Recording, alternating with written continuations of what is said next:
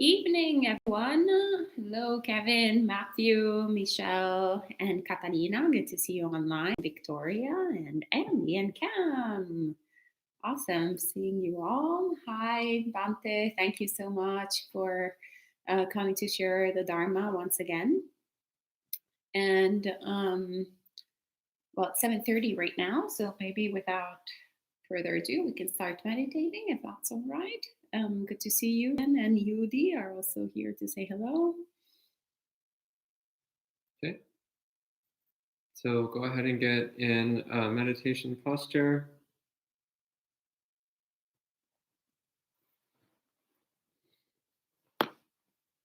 Taking a minute or two to make sure that your legs are positioned in a way that's not going to put them to sleep. Making sure that you're sitting up nice and straight.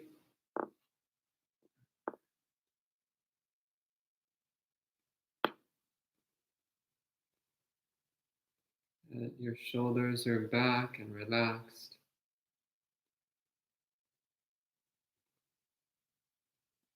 Your hands are resting gently in your lap.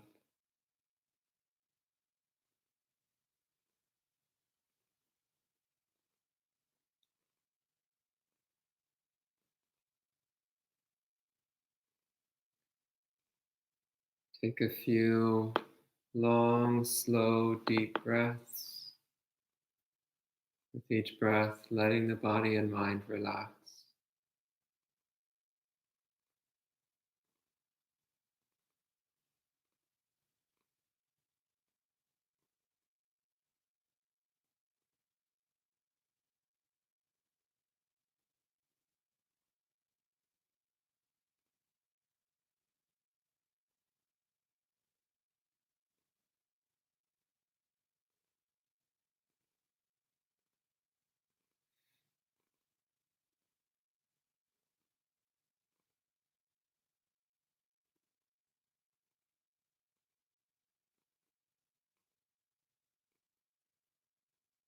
And then let your breath return to its natural rhythm.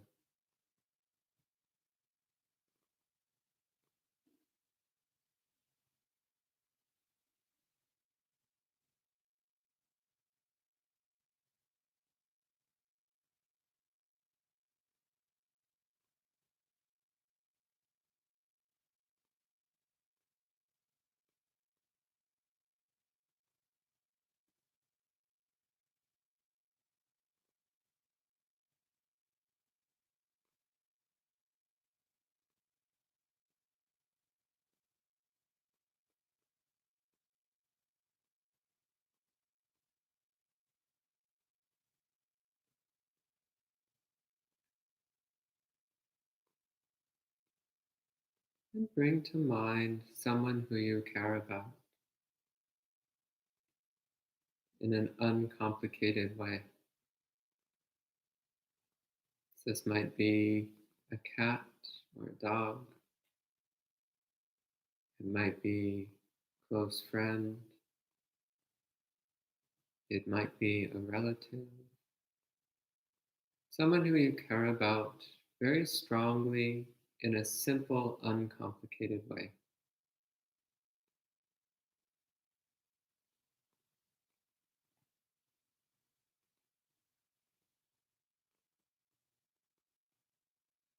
And start wishing for them to be happy. So you might silently recite, may they be happy, may they be healthy, may they be safe, may they be happy, may they be healthy, may they be safe.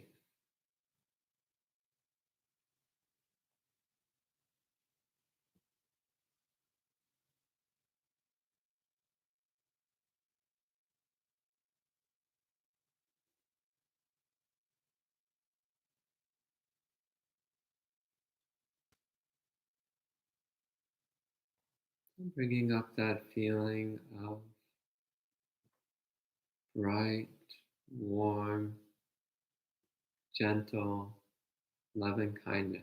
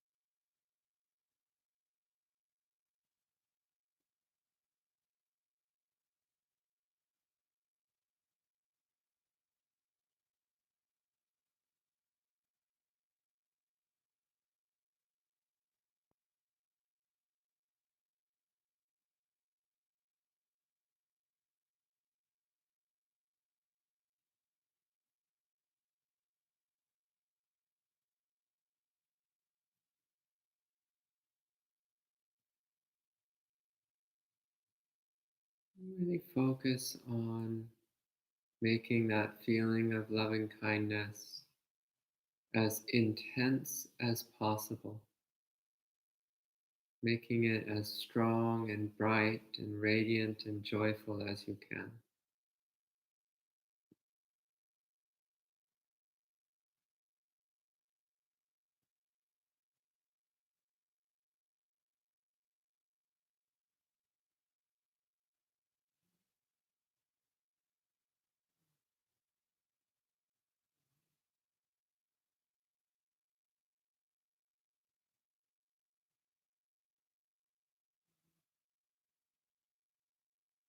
Keeping a little smile on your face as you recite. May they be happy. May they be healthy. May they be safe. May they be happy. May they be healthy. May they be safe.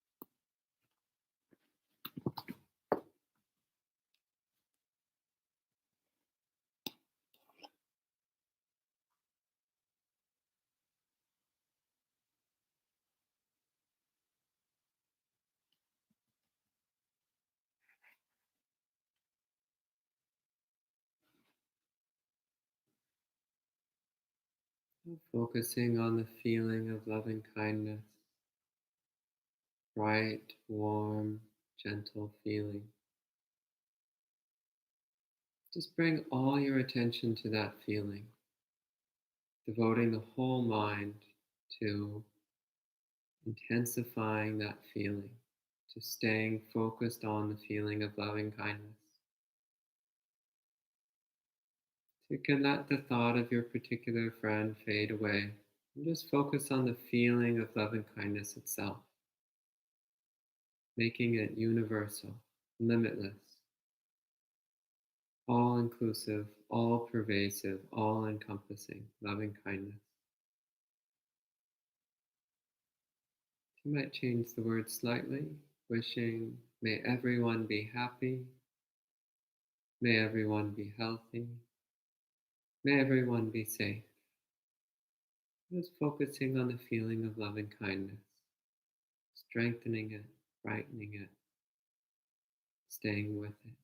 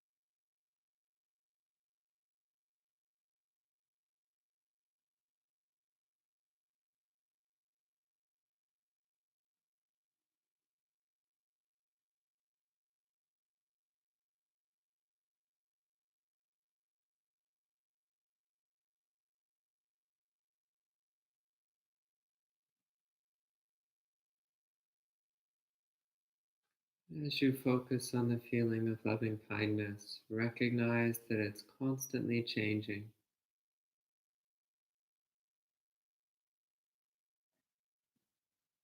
Moment to moment, it's always fluctuating, shifting, coming and going. So recognizing that the feeling of loving kindness is also impermanent, unstable, insubstantial.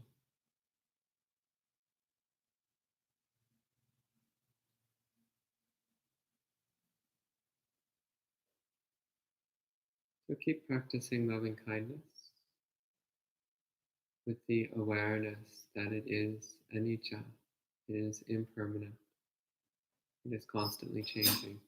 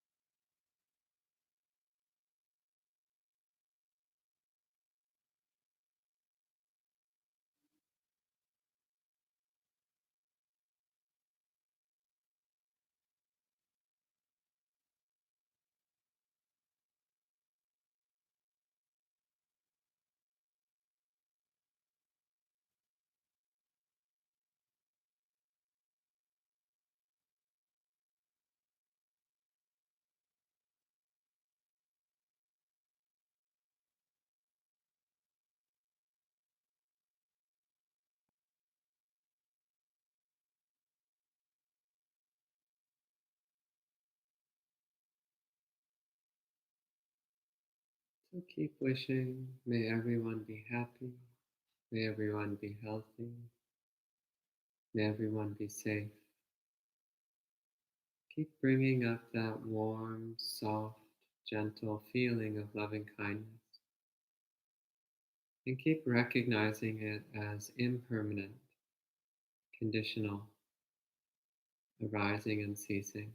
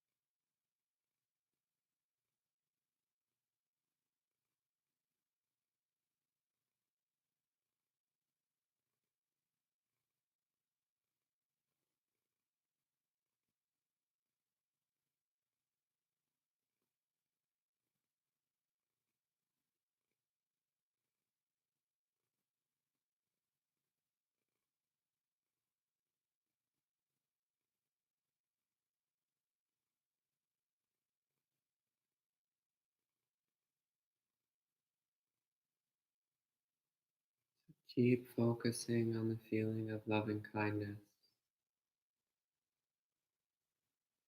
recognizing it as impermanent.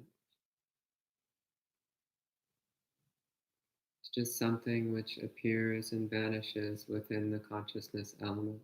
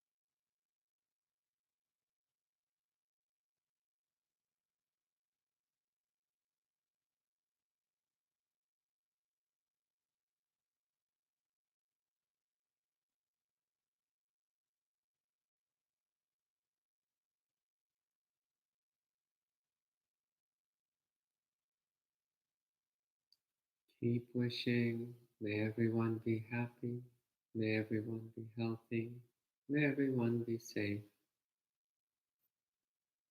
Keep focusing on the loving, gentle feeling that thought produces.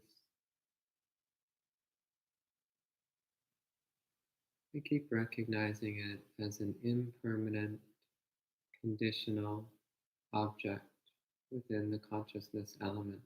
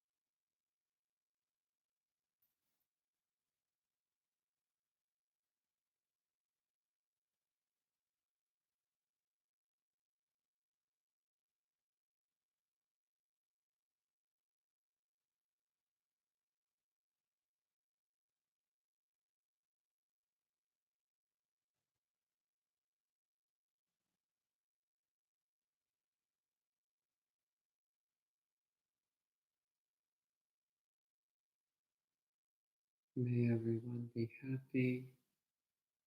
May everyone be healthy. May everyone be safe.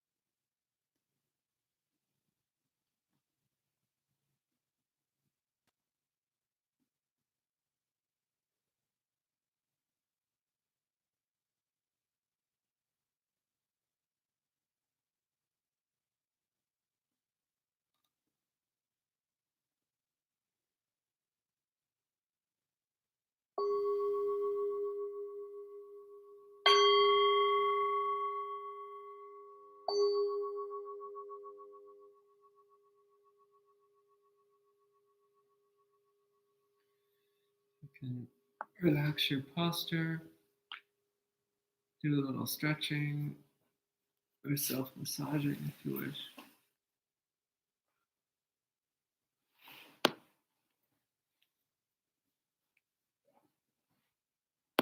Thank you very much, Bhante. And thank you all, friends, for meditating together. We have some new friends that connected. Hello, Sally, Yulia, Marielle, Suzanne, Key from Australia. So good morning, Key. Melinda, Laura,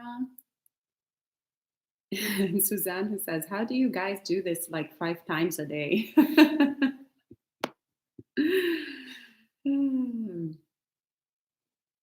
Well, we do it. And Belinda, hello, Belinda also says thank you. Right. Namo tassa bhagavato arahato samma sambuddhassa. Namo tassa bhagavato arahato samma sambuddhassa. Namo tassa bhagavato arahato samma sambuddhassa. Buddhang dhammang sanghang namassami. So tonight I've been asked to speak about Papañca, which we usually translate as mental proliferation. And I actually spoke about this at some length when I went over the Madhupindika Sutta last week. So I'll give a short talk about Prapancha tonight, but if you want more detail with a direct connection with the suttas, you might refer back to that recording and read the related sutta. But the Buddha speaks about Papancha in many places in the suttas, not just in the Madhupindika Sutta. The Madhupindika Sutta is interesting because of the depth in detail in which the Buddha gives in describing the process by which we get lost in Papancha, the process by which we get lost in proliferation. So in that discourse, he's particularly emphasizing the fact that it starts with sensory perception. We have some kind of sensation. And then from that sensation, we start building a story in our mind. And then we get so wrapped up and obsessed with that story that we keep building more and more on it. We keep expanding it. We keep embellishing it. And within a very short period of time, we're completely consumed by this detailed story within our mind, or we're completely lost in tornado of thoughts and emotions of all sorts. We're completely swept up in this internal chaos. So then one of the ways that we can start to practice with this is through watching what's happening in the mind as we're getting increasingly lost in mental proliferation. And one of the things that makes this challenging is that often we don't realize what's happening until the mind is already completely chaotic. We don't realize what's happening until the mind is already lost in this firestorm of of thoughts and emotions and stories and images and all this um, nonsense, to put it lightly. So sometimes then it helps when we notice that we've been lost in this chaotic storm of thinking, try to trace it back. Try to trace it back to its source. So sometimes we're like, oh, I'm obsessed with thinking about this cake that my grandmother used to bake. Well, how did I get on thinking about that? And then we're like, oh, because just before that, I was thinking about how much I miss my grandmother. And just before that, I had caught a smell coming from the hallway, which reminded me of the flowers my grandmother used to grow in her garden. So you trace it back, and I'm just making things up to give a story, but you're tracing things back to, oh, there was just a sensation, and the sensation was just sensation. And everything from that point was just a story that I was building up in my mind. And then next time, try to catch it at the level of sensation. So you catch a sensation, in this case, a fragrance, and you recognize that the fragrance is reminding you of your grandmother, reminding you of a certain kind of flower, actually, to be exact. It's reminding you of a certain kind of flower. Well, that's it. Just stop there. Don't add anything else. Don't run down any other rabbit trails, as they say. Keep the mind present just with the sensation that's happening. And you'll notice that the sensation is changing.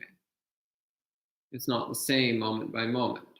So one moment you might fixate on a particular sensation, and then the next moment you go towards something different. The next moment there's a different sensation that's prominent. And that sensation will produce its own chain of memory associations and ideas and concepts and thoughts and emotions. And again, we try not to follow that chain. We try not to get wrapped up in that process of continually unfolding and complexifying thoughts and emotions, but just recognizing it's just this much. It's just a sensation. It's just this. It's nothing more. Everything else is extra. It's just more stuff that we're piling on top. So really trying to come to that basic direct awareness. What are we actually experiencing moment by moment? So not the stories, not the ideas, not the images, not the daydreams, not the fantasies, none of that. What are we actually experiencing moment by moment? It's just this. Sight, sound, smell, taste, touch, and mind. That's it. So just don't add anything extra to it. And the mind will be much more peaceful. And this relies upon having extremely sharp mindfulness, extremely clear present moment awareness, and it relies upon very strong self-restraint, which relies upon very strong contentment, which relies upon non-attachment, which comes from the practice of renunciation.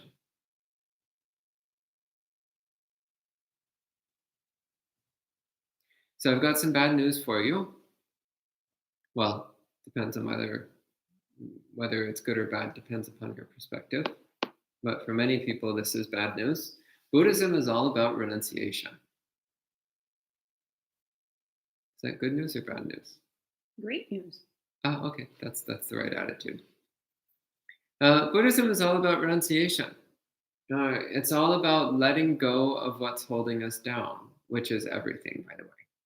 It's all about letting go of the dukkha that's arising, which is the only thing that's arising, by the way. So Buddhist practice is all about cultivating the willingness to relinquish whatever we're holding on to, the willingness to relinquish whatever appears, the willingness to let go of any sensation, any perception, any thought, any object, whether mental or physical. Because holding on to anything just makes us unhappy and uncomfortable. And it's also impossible because everything is constantly ceasing. You can't hold on to something that's ceased because there's nothing left to hold on to. What there is there's other things in its place that we then try to hold on to. And we can't hold on to those either. So one of the beautiful similes that the Buddha uses, as he says, is like a person being swept along a river.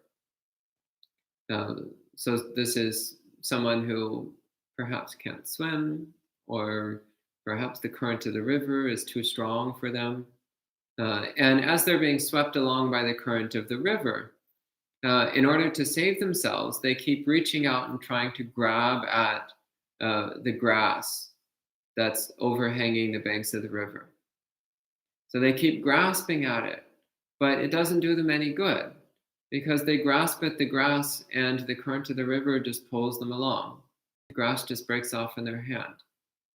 And so they try again. They try to reach out and grasp at the grass to slow them down or to stop them.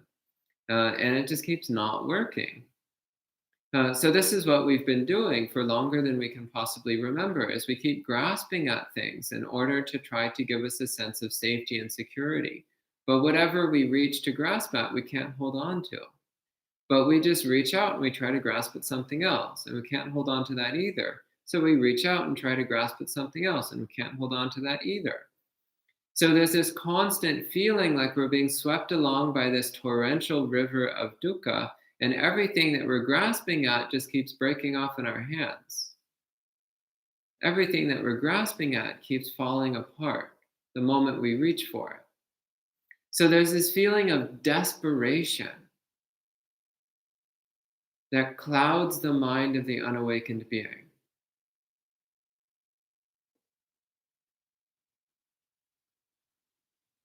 Oh, was I supposed to give an optimistic talk? Okay, so cheerful stuff. So the bright side. Robert says, yay for renunciation. Let's get rid of dukkha. So Okay, maybe there it we is go. actually inspirational. Well, because actually what the Buddha said in the Kaccanagotta Sutta, which, when are we talking about it? In a couple of days. Great. In the Kaccanagotta Sutta, and in a few other places in the suttas, the Buddha says, what arises is just dukkha, and what ceases is just dukkha. So that also means that what we're letting go of is just dukkha. We're not letting go of anything valuable. We're just letting go of dukkha. We're not renouncing anything valuable. We're just renouncing dukkha.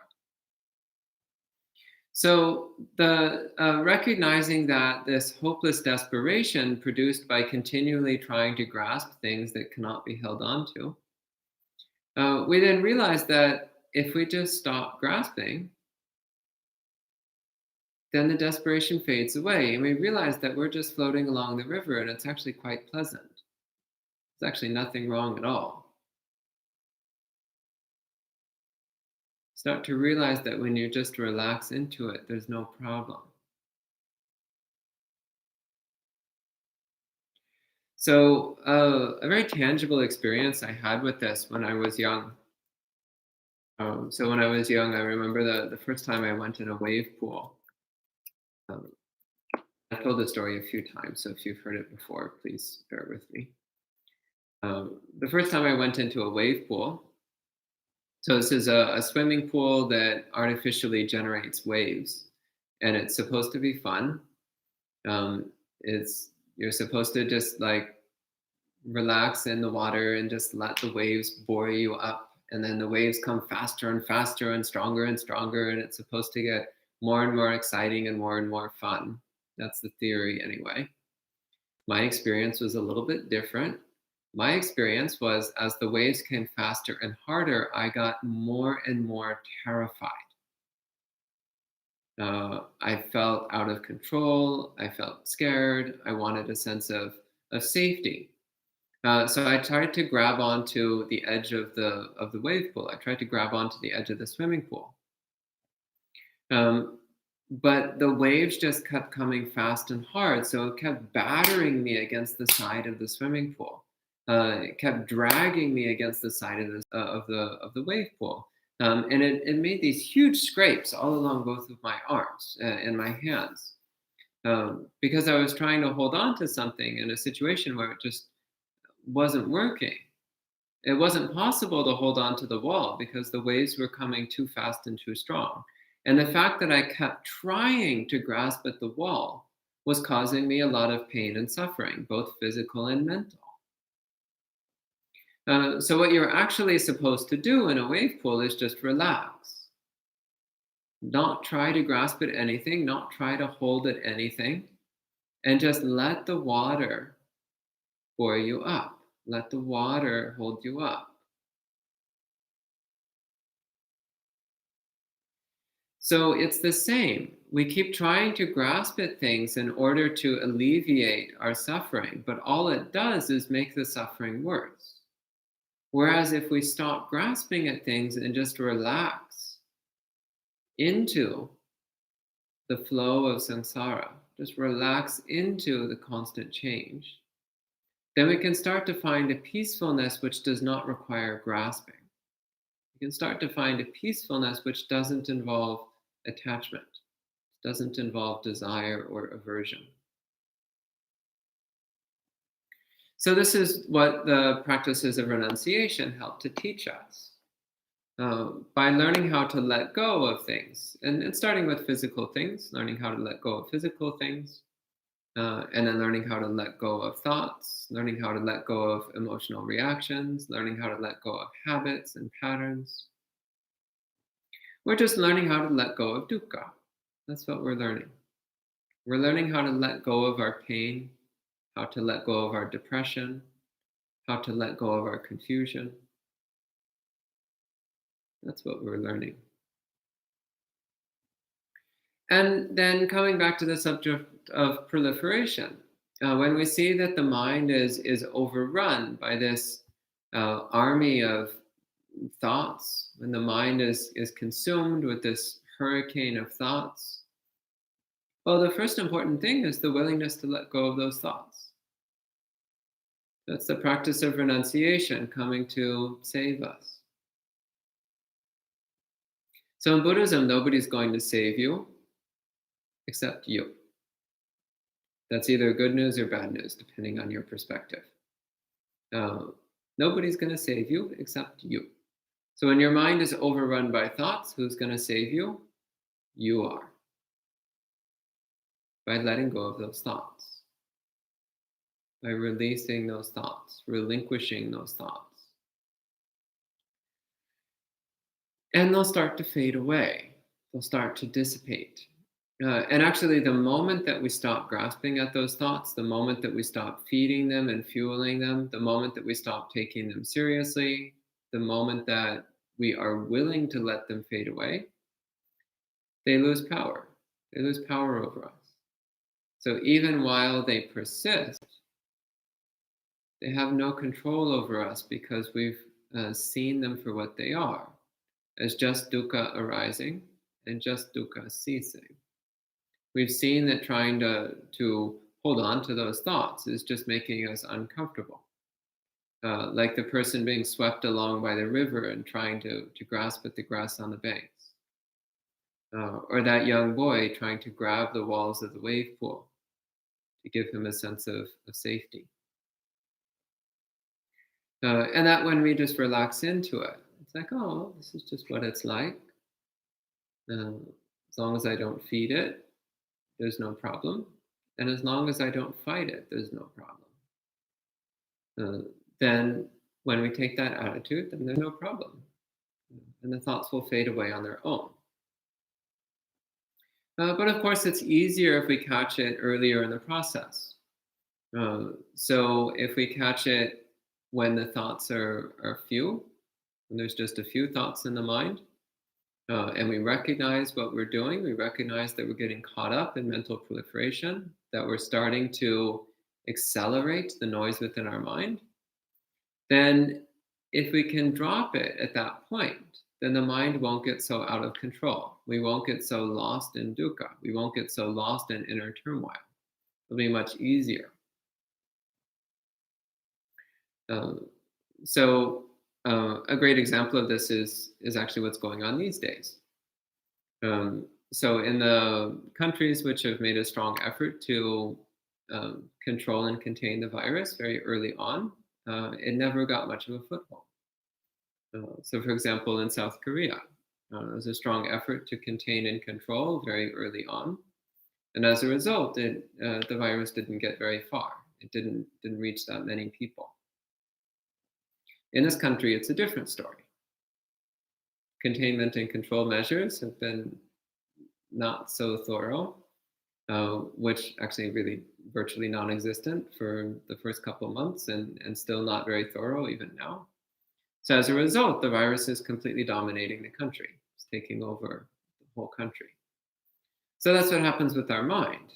If we don't catch the process of mental proliferation early on, then it has a way of spreading exponentially.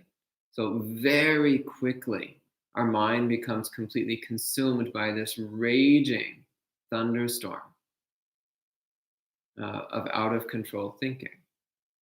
But if we can catch it early on, like in South Korea or Taiwan or some of the other success stories, then we can stop it from dominating the mind. We can stop it from spreading all through the mind. So watching the mind very closely and noticing as soon as we start to get in that pattern of runaway thinking, and immediately, no matter how much we like those thoughts, no matter how delicious those thoughts seem to be, no matter how appealing they are, no matter how strongly they bring up our sense of self-identity, no matter how much we want to keep going with those thoughts, drop them immediately. This is the practice of renunciation, the practice of letting go, which once again is central to Buddhism. In fact, it is the central Buddhist practice, renunciation, letting go. Once, actually a few places in the suttas, people ask the Buddha to give a single sentence summary of Buddhist practice. And what the Buddha said was, don't hold on to anything. That's it. That's Buddhism. Don't hold on to anything. Very simple. So it's letting go. It's non-attachment. It's renunciation. It's relinquishment. This is Buddhist practice. So trying to catch those thoughts very early on, trying to catch the process early on, and the moment we catch it, we relinquish those thoughts. We let go of those thinking processes and let the mind sink back into peacefulness and serenity. Let the mind return to that bright, clear peacefulness, which is just behind the thinking. It's never far from us. Peace of mind is always within grasp. It's always within reach. Peace of mind is right here and right now, if we just are willing to turn towards it. It's not far away. It's not difficult. It's right here.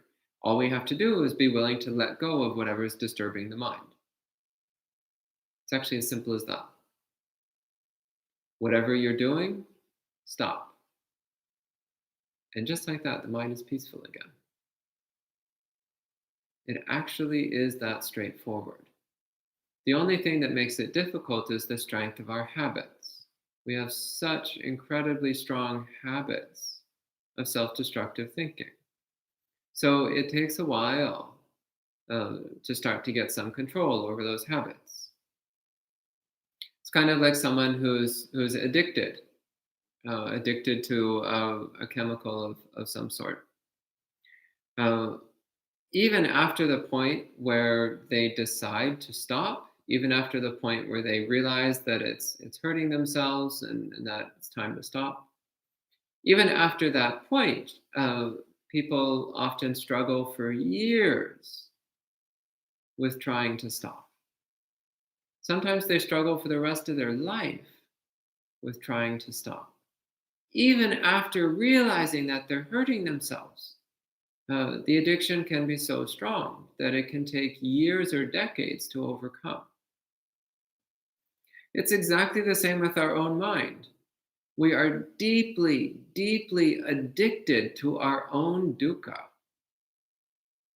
We are deeply addicted to inflicting misery on ourselves. And the problem is we often don't recognize that that's what we're doing. We just think that we're engaging in a lot of fun thinking and fantasizing and daydreaming and craving and hating and so on. And it's only when we start to engage in Buddhist practice that we realize that that's what's causing all of our pain. And that if we can just drop those patterns of mind, that we'll be much happier. Because what we're letting go of is just our dukkha. It's nothing valuable, it's nothing special, it's nothing important, it's just dukkha. So we can drop it and let it fade away. And of course, if you can catch this process right at the start, that's the best. So a sensation arises, and we see it's just sensation, and the sensation ceases. Another sensation arises, and we see it's just sensation, and that sensation ceases. If you can practice in this way, then the mind will never be overrun by proliferation.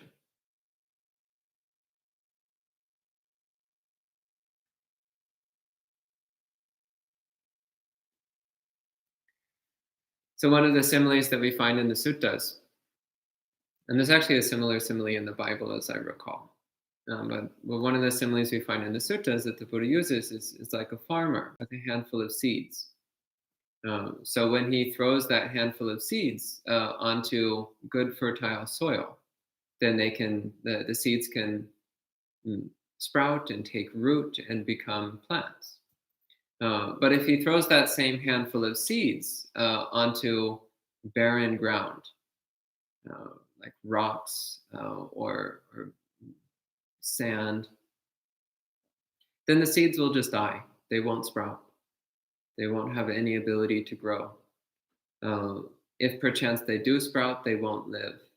The seedlings will not live. They'll just die out very quickly. So in the same way, we make our mind a barren field in which dukkha cannot grow. We make our mind a place in which the seeds of dukkha can get no foothold, in which there is no fertile soil for the seeds of dukkha to grow. And the way we do that is by recognizing each arising sensation as sensation, and without following the chain of associations and cravings and thoughts and ideas that we usually pile on to the sensations that come and go. So there's a sutta which speaks very directly about this, and we might put it on the schedule at some point if I remember. The Bahya Sutta. This is a very famous sutta. You know the one, of course. Very famous sutta, and very famous not just in the Theravada world, but also in the world of Chan. So in the Chan schools, and especially in Japanese Zen, the sutta is often referred to. And in the sutta, the Buddha says, in the seen, let there be just the seen. In the heard, let there be just the heard. In the sensed, let there be just the sensed. In the known, let there be just the known.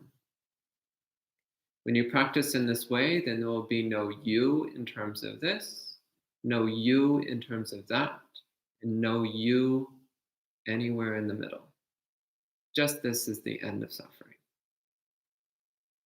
Paraphrasing a little bit because I don't remember the exact Pali words off the top of my head. But this is pointing to this practice of just directly seeing our sensory experience without reactivity and without proliferation. And in that way, we can cut off all opportunity for dukkha to take root in the mind. So I've been talking for more than long enough. So I think at this time, I'd like to go ahead and take questions. So if there's any questions you have, please feel free to type them into the live chat, and I'll answer them as best I can. Sadhu, sadhu, sadhu. Thank you so much, Bhante, for sharing Dharma. And I'm not sure actually if the live chat works because I see unable to connect to chat. Please try again later. So tonight we're having a bit of a technical YouTube. It's not our fault. It's looks like YouTube's fault. But if someone can try and type something in the chat so we can see if it works. But before that, I can read what well, Suzanne was saying, how do you guys do this like 5 times a day? And Bedina was echoing, you're working harder than before. It's true. So yes, it's true, but we're happy to do that. We're happy that it's helpful for people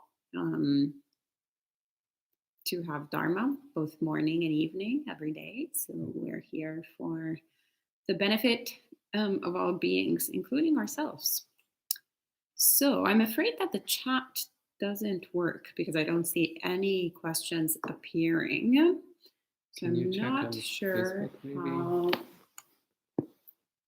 we're going to be able to get any questions.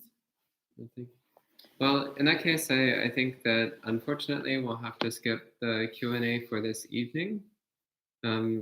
So please excuse the technical problems. If you do have questions lingering, please feel free to write them down and maybe send them to us, and we'll try to find some way to incorporate them in a later session, or maybe save them and ask them during a future session. Because yeah, if the live chat's not working, the live chat's not working, and that's that. Okay. Okay, well, let me check if it works on this other. So hang on one sec. We're gonna see if we can. Oh, actually, it works. Maybe on not on our personal chat, but perhaps. Okay. Stay tuned. I managed to figure out a way out of technology. So I opened another. Okay. Okay, so questions? I opened not our behind the scenes screen, but the regular screen that they see, and their chat works. So actually, I can read questions. So Marielle says, I think we think that by controlling the situation, we don't have to experience dukkha, but the mental dukkha we are scared of tends to be way stronger than the actual dukkha. And when I say we, I mean I. Yeah, that's true. The dukkha that we experience is actually all internal. And often the actual pain of unpleasant experiences is actually not that much. But the story we tell ourselves about the unpleasant experience is far more painful. Yes, that's very true. Anything else? Yes, 1 second, because this thing is a little bit funny. The technical difficulties continue because technology is also dukkha, anicca, and anatta. Fortunately, it's anatta. God, that'd be so depressing if it wasn't. Okay, and then Suzanne says, you pretty much summed up my day, and I knew the whole time I had the tools and the skills to stop and just made unwise choices. And Jen says, can you discuss Papañca and turning thinking to reflecting on the Dhamma, directing thoughts towards the Dhamma? Yeah, so that's an example of wholesome use of thinking. So we're not necessarily supposed to completely stop all thinking, but rather to judiciously and wisely use the thinking process. So our thinking ability is a tool, and it's a tool which can be used either wisely or unwisely. It can be used safely or it can be used dangerously. It can be used for benefit or it can be used for harm. So using your thinking ability to reflect on the Dhamma and come to a deeper understanding of the Dhamma, that's wholesome, that's beneficial. Or if you notice that you're having a really hard time keeping your mind quiet, well, then actively thinking about Dhamma is something that you can do to help keep your mind at least doing something wholesome rather than something unwholesome. So yes, using your mind to think about Dhamma, that's a good thing. That's a beneficial thing. But there's also a time and a place for letting go of thinking entirely. So especially when you're trying to cultivate samadhi, no thinking. It won't help. It will only hinder. Okay? Thank you, Bhante. And Yudi says, I can relate to the feeling of desperation. As a lay practitioner, I've let go of much mental suffering and pleasure, but other things I won't let go. For example, romantic relationships, education, and shows. And Yeah, Marielle, that's a lot of dukkha right there. and Marielle says, I can definitely relate to Yudi. Yeah. Well, but romantic relationships, educations can also be important learning grounds. Also, where to develop wholesome mind states. We'll talk about that next week with love without attachment. So Sally says, tonight, lots of wandering thoughts, not as good as we can retreat. May I ask what's a good method to calm down wandering thoughts, especially after heavy brain activities / work?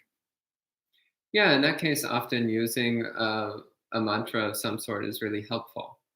So having a word or a phrase that you just repeat over and over in your mind. So for example, the loving kindness repetition, may everyone be happy. You can use that as a way of driving all the other thoughts out of your mind. Or the one that I most commonly use, if I notice that there's a lot of thinking in my mind and I want to get it to settle down, is I'll just use the word focus. So I'll just keep repeating the word focus in my mind. So focus, focus, focus. Just keep repeating it. And what you'll notice is that within a short amount of time, the other thinking will start to fade away. It will start to stop. So that's a very useful way of dealing with a lot of thinking. Also, when you have a lot of thinking, sometimes walking meditation can be a better option than sitting. Sometimes the walking meditation is more effective at getting the mind to settle down and pay attention. Okay, anything else? Thank you. Yes. Well, there's a few comments they're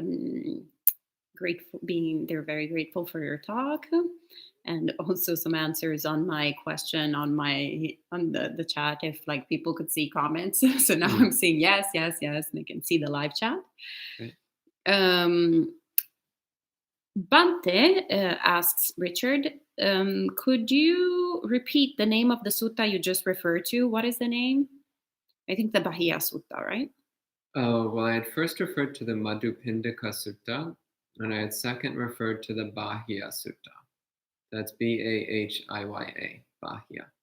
In the Madhupindika Sutta, we actually studied a couple of days ago, right? During Sutta studies. Wednesday or Thursday of last week. Yeah. So you can also find, if in case you weren't with us that morning, you can find it in the archive of the live streams.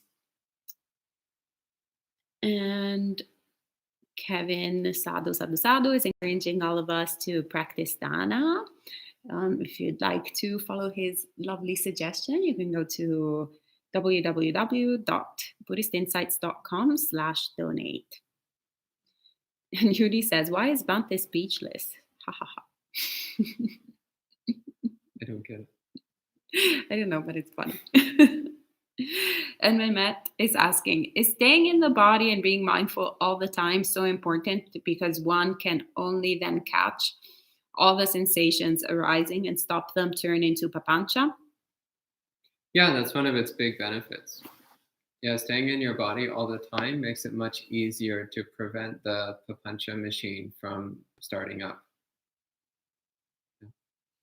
And Belinda asks, where is the Bahia Sutta? Oh, I don't remember off the top of my head. I think it's somewhere in the Samyutta Nikaya, but I would have to look for it. If you just search online for Bahya Sutta, you'll find it. Yeah. Okay, and unless there's another question popping up, let me refresh the screen because I'm not sure if I see it updated. Okay. Any other questions coming up? Let's give it a few seconds. Doesn't seem like it. Okay.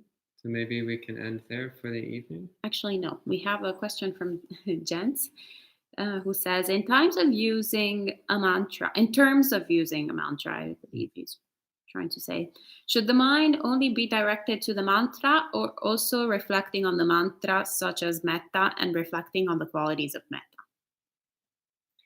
It depends on how much you need to keep your mind under control. So personally, when I use a mantra, I commonly use it in conjunction with another meditation method.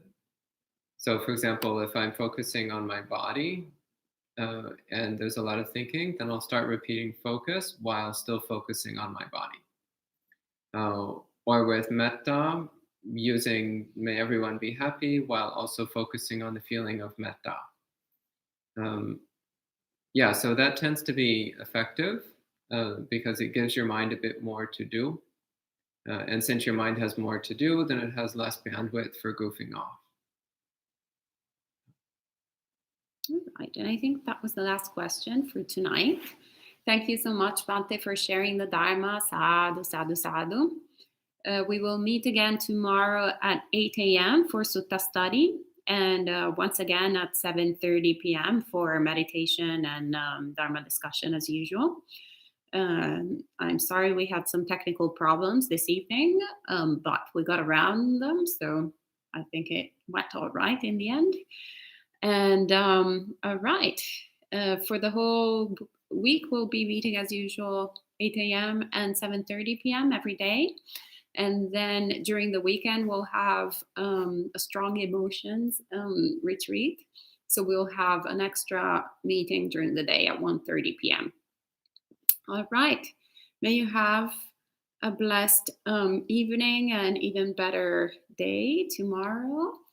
And have a great, as usual. Bye bye. Sadhu, sadhu, sadhu.